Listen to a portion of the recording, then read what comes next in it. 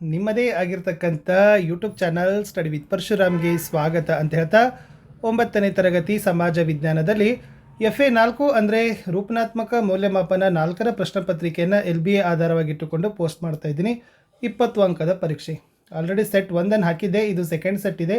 So ಎಲ್ಲ ವಿಷಯದ ವಿಡಿಯೋಗಳು ಬೇಕಾದರೆ ವಿಡಿಯೋದ ಡಿಸ್ಕ್ರಿಪ್ಷನ್ ಬಾಕ್ಸಲ್ಲಿ ನಿಮಗೆ ಆಲ್ ಸಬ್ಜೆಕ್ಟ್ ಬೇಕಾದರೆ FA SA ಎಕ್ಸಾಮ್ 2025-26 ಅಂತಲೇ ಒಂದು ಪ್ಲೇಲಿಸ್ಟ್ ಲಿಂಕ್ ಇದೆ, ಅದನ್ನು ಒತ್ತಿ ನೋಡಿ ಅಂತ ಹೇಳ್ತಾ ವಿಡಿಯೋನ ಲೈಕ್ ಶೇರ್ ಮತ್ತು ಸಬ್ಸ್ಕ್ರೈಬ್ ಮಾಡೋದನ್ನು ಮಾತ್ರ ಮರೆಯದಿರಿ. ಕಮೆಂಟ್ ಪಕ್ಕ ಹೈಪ್ ಇದೆ, ಹೈಪನ್ನು ಒತ್ತಿ ಅಂತ ಹೇಳ್ತಾ ಈ ವಿಡಿಯೋವನ್ನು ಶುರು ಮಾಡುವ. ಪ್ರಶ್ನೆ ಪತ್ರಿಕೆ ವಿನ್ಯಾಸ: ಜ್ಞಾನಕ್ಕೆ 6 ಅಂಕ, ತಿಳುವಳಿಕೆ 9, ಅನ್ವಯ 5, ಒಟ್ಟಾರೆ 20 ಅಂಕ. ಪ್ರಶ್ನವಾರು ನೋಡೋದಾದರೆ ವಸ್ತುನಿಷ್ಠ ಪ್ರಶ್ನೆಗಳು 2, ಅತಿ ಕಿರು ಉತ್ತರದ ಪ್ರಶ್ನೆಗಳು 2 ಇದ್ದಾವೆ. ಸಂಕ್ಷಿಪ್ತ ಉತ್ತರದ ಪ್ರಶ್ನೆಗಳನ್ನು ಇಲ್ಲಿ 3 ಹಾಕಿದ್ದೀವಿ. ಆಮೇಲೆ 3 ಅಂಕದ 2 ಇದ್ದಾವೆ, 4 ಅಂಕದ 1, ಒಟ್ಟಾರೆ 20 ಅಂಕದ ಒಂದು ಪರೀಕ್ಷೆ. ಕಠಿಣತೆ ಮಟ್ಟ ನೋಡೋದಾದರೆ ಸರಳ 6 ಇದೆ, ಸಾಧಾರಣ 10, ಕಠಿಣ 4, ಒಟ್ಟಾರೆ 20 ಅಂಕ.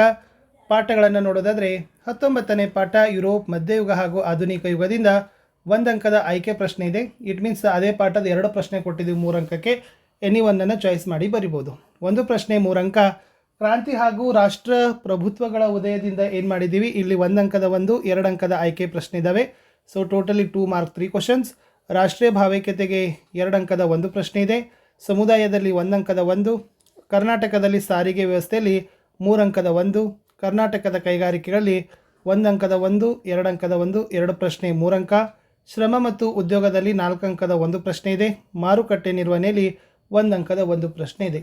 ಒಟ್ಟಾರೆ 1 ಅಂಕದ 4 ಇದ್ದಾವೆ, 2 ಅಂಕದ 3, 3 ಅಂಕದ 2, 4 ಅಂಕದ 1, 10 ಪ್ರಶ್ನೆ 20 ಅಂಕಗಳಿಗೆ ಇದೆ. ಪ್ರಶ್ನೆ ಪತ್ರಿಕೆ ಇತ್ತು, ಡೈರೆಕ್ಟ್ ನಾನು ನಿಮಗೆ ಕೀ ಆನ್ಸರ್ ಪೇಜ್ಗೆ ತರ್ತೀನಿ. ರೂಪನಾತ್ಮಕ ಮೌಲ್ಯಮಾಪನ 4 ಜನವರಿ 2026 LBA ಆಧಾರವಾಗಿಟ್ಟುಕೊಂಡು ರಚಿಸಿರುವ ಪ್ರಶ್ನೆ ಪತ್ರಿಕೆಯ ಉತ್ತರಗಳು. ತರಗತಿ 9 ವಿಷಯ ಸಮಾಜ ವಿಜ್ಞಾನ, ಅಂಕ 20 ಅಂತ ಇತ್ತು. ಸೊ ಫಸ್ಟ್ ಬಹು ಆಯ್ಕೆ ಪ್ರಶ್ನೆಗಳಿದ್ದಾವೆ, 2 ಇದ್ದಾವೆ. ಪ್ರತಿ ಸರಿಯಾದ ಉತ್ತರಕ್ಕೆ 1 ಅಂಕ. 2 ಪ್ರಶ್ನೆ 2 ಅಂಕ. ಯಂಗ್ ಇಟಲಿ ಪಕ್ಷವನ್ನು ರಚಿಸಿದವರು ಅಂತ ಕೇಳಿದರು. A Joseph Mazzini, B Garibaldi, C Count Cavour, D Bismarck. So ಸರಿಯಾದ ಉತ್ತರ option A Joseph Mazzini is the right answer. ಪ್ರಶ್ನೆ 2, ಆಫ್ರಿಕಾದ ನಂತರ ಅತಿ ಹೆಚ್ಚು ಬುಡಕಟ್ಟು ಸಮುದಾಯಗಳು ಕಂಡುಬರುವ ದೇಶ.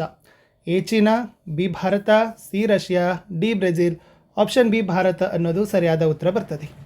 ಇನ್ನು 1 ಅಂಕದ 2 ಪ್ರಶ್ನೆಗಳಿದ್ದಾವೆ. ಪ್ರಶ್ನೆ 3, ಕರ್ನಾಟಕದ ಮ್ಯಾಂಚೆಸ್ಟರ್ ಎಂದು ಕರೆಯಲ್ಪಡುವ ಜಿಲ್ಲೆ ಯಾವುದು? So the answer is Davanagere. 4, 1 ಕೋಟಿಗಿಂತ ಕಡಿಮೆ ಮೌಲ್ಯದ ದೂರುಗಳನ್ನು ಸ್ವೀಕರಿಸುವ ಗ್ರಾಹಕ ವೇದಿಕೆ ಯಾವುದು ಅಂತ ಕೇಳಿದರು. ಗೊತ್ತಿರಲಿ, ಜಿಲ್ಲಾ ಆಯೋಗ is the right answer. 2 marks questions ಇದ್ದಾವೆ. ಪ್ರಶ್ನೆ 5, ಇವುಗಳನ್ನು 4 ವಾಕ್ಯ, 2-3 ವಾಕ್ಯ ಅಥವಾ 4 ಪಾಯಿಂಟ್ಸ್ಗಳಲ್ಲಿ ಬರೀಬೇಕು. ಇಟಲಿ ಏಕೀಕರಣದಲ್ಲಿ ಜೋಸೆಫ್ ಮ್ಯಾಜಿನಿಯ ಪಾತ್ರವೇನು ಅಂತ ಕೇಳಿದ್ದಾರೆ. ಮ್ಯಾಜಿನಿ ಒಬ್ಬ ಪ್ರಸಿದ್ಧ ಕ್ರಾಂತಿಕಾರಿ ಚಿಂತಕ ಮತ್ತು ಬರಹಗಾರ. ಈತ ಇಟಲಿ, ಆಸ್ಟ್ರಿಯಾ ವ್ಯಾಪಸಿಯಲ್ಲಿನ ಲೇಖನಗಳಿಂದ ಇಟಲಿಯ ಯುವಕರನ್ನು ಪ್ರಚೋದನೆ ಮಾಡಿದ. ಅವರು ರಾಷ್ಟ್ರದ ಏಕೀಕರಣ, ಸ್ವಾತಂತ್ರ್ಯ ಮುಂತಾದ ಕ್ರಾಂತಿಕಾರಕ ಅಭಿಪ್ರಾಯಗಳಿಂದ ಜನರನ್ನು ಹುರಿದುಂಬಿಸಿ ಅಂದಿನ ರಾಜಕೀಯ ವ್ಯವಸ್ಥೆ ವಿರುದ್ಧ ದಂಗೆಯನ್ನು ಪ್ರಚೋದನೆಯನ್ನು ಮಾಡ್ತಾರೆ. ಅವರು ತರುಣ ಇಟಲಿ ಎಂಬ ಸೈನ್ಯವನ್ನು ನಿರ್ಮಿಸಿದ್ದಲ್ಲದೆ ರಾಷ್ಟ್ರೀಯ ಸ್ವಾತಂತ್ರ್ಯ ಮತ್ತು ಏಕೀಕರಣವನ್ನು ಸಾಧಿಸುವ ಗುರಿಯನ್ನು ಹೊಂದಿದ್ದರು ಅಂತ ಬರೆದ್ರೆ ಸಾಕು. ಇನ್ನೊಂದು ಪ್ರಶ್ನೆ ಇತ್ತು, ಫ್ರೆಂಚ್ ಚಿಂತಕರ ಪ್ರಭಾವವು ಫ್ರೆಂಚ್ ಕ್ರಾಂತಿಗೆ ಹೇಗೆ ಕಾರಣವಾಯಿತು ಅಂತ ಕೇಳಿದ್ದಾರೆ. ಇಲ್ಲಿ ಪ್ರಸಿದ್ಧ ತತ್ವಜ್ಞಾನಿಗಳಾದ ಮತ್ತು ಜೀವಿಗಳಾದ ಮಾಂಟೆಸ್ಕೋ ಆಗಿರ್ಬೋದು, ರೂಸೋ ಅವರ ಕ್ರಾಂತಿಕಾರ ಬರಹಗಳು ಇವು ಕ್ರಾಂತಿಕಾರವನ್ನು ಉತ್ತೇಜನೆಯನ್ನು ಮಾಡ್ತವೆ. ಈ ಮಾಂಟೆಸ್ಕೋ ಬರೆದ ಸ್ಪಿರಿಟ್ ಆಫ್ ಲಾಸ್ ಕೃತಿಯಲ್ಲಿ ರಾಜರ ದೈವದತ್ತ ಆದ ಅಧಿಕಾರ ನಿರಾಧಾರ ಅಂತ ಟೀಕಿಸ್ತಾನೆ. ಸಂವಿಧಾನಿಕ ರಾಜಪ್ರಭುತ್ವಕ್ಕೆ ಬೆಂಬಲವನ್ನು ನೀಡ್ತಾನೆ.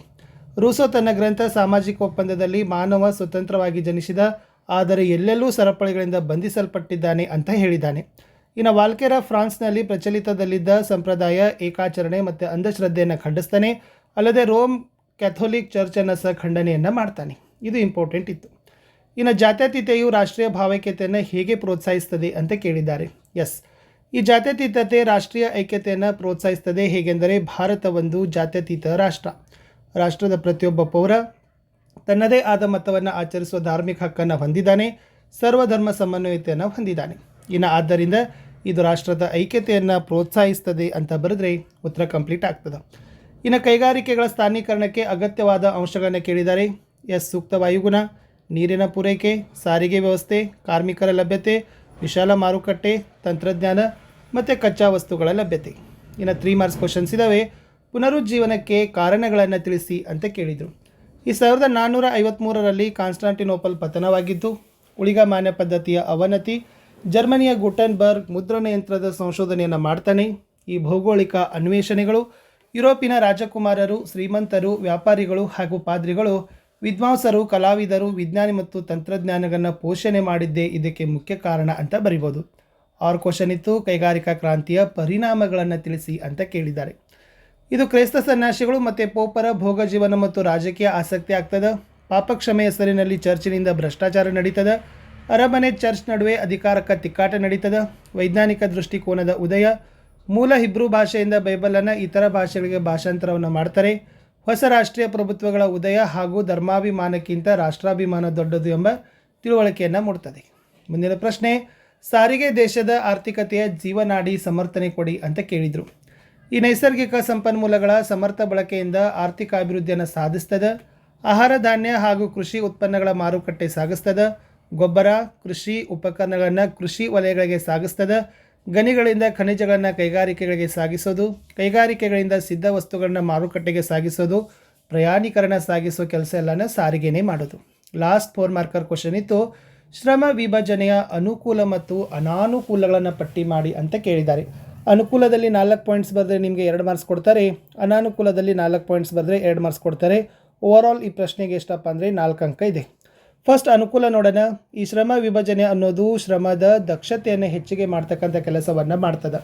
ಅಷ್ಟೇ ಅಲ್ಲದೆ ಶ್ರಮ ವಿಭಜನೆಯ ಉತ್ಪಾದನೆ ಗುಣಮಟ್ಟವನ್ನು ಹೆಚ್ಚಿಸ್ತದೆ, ಲಾಭವನ್ನು ಹೆಚ್ಚು ಮಾಡ್ತದೆ, ಸರಾಸರಿ ವೆಚ್ಚವನ್ನು ಕಡಿಮೆ ಮಾಡ್ತದೆ, ಸಂಶೋಧನೆ ಮತ್ತು ಅಭಿವೃದ್ಧಿಯನ್ನು ಸಾಧ್ಯವಾಗಿಸ್ತದೆ ಅಂತ ಬರೆದ್ರೆ ಸಾಕು. ಇನ್ನು ಶ್ರಮ ವಿಭಜನೆಯ ಅನಾನುಕೂಲಕ್ಕೆ ಬಂದರೆ ಕೆಲಸದಲ್ಲಿ ಏಕತಾನತೆಯನ್ನು ಉಂಟು ಮಾಡ್ತದೆ, ಜವಾಬ್ದಾರಿತೆಯ ಕೊರತೆ ಇದೆ, ಹೆಚ್ಚಿನ ಅವಲಂಬನೆ ಇದೆ, ನಿರುದ್ಯೋಗಕ್ಕೆ ಕಾರಣ ಮಾಡಿಕೊಡ್ತದೆ, ವರ್ಗ ಕಲಹಕ್ಕೆ ದಾರಿ ಮಾಡಿಕೊಡ್ತದೆ ಅಂತ ಬರೆದ್ರೆ ಸಾಕು.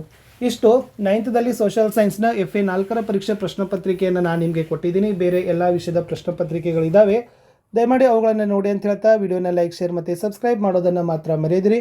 ನಿಮ್ಮ ಒಂದು ಲೈಕ್, ನಿಮ್ಮ ಒಂದು ಶೇರ್ ನನಗೆ ಭಾಳಷ್ಟು ಮೋಟಿವೇಶನನ್ನು ತಂದು ಕೊಡ್ತದೆ. ಸೊ ದಯಮಾಡಿ ತಾವುಗಳು ಏನು ಮಾಡಬೇಕಂದ್ರೆ ಕಮೆಂಟ್ ಪಕ್ಕ ಹೈಪ್ ಇದೆ, ಸೊ ಹೈಪನ್ನು ಮಾಡೋದ್ರ ಮೂಲಕ ವಿಡಿಯೋವನ್ನು ಇನ್ನಷ್ಟು ಬೂಸ್ಟ್ ಮಾಡಿ. ಸೊ ಆಲ್ರೆಡಿ ಈಗ ಇಂಗ್ಲೀಷ್ ಒಂದು ಹಾಕಿದರೆ ಮತ್ತು ಮ್ಯಾಥ್ಸ್ ಹಾಕಿದರೆ ನಿಮ್ಮ ಕ್ವಶನ್ ಪೇಪರ್ ಎಲ್ಲ ಕಂಪ್ಲೀಟ್ ಆಗ್ತದೆ.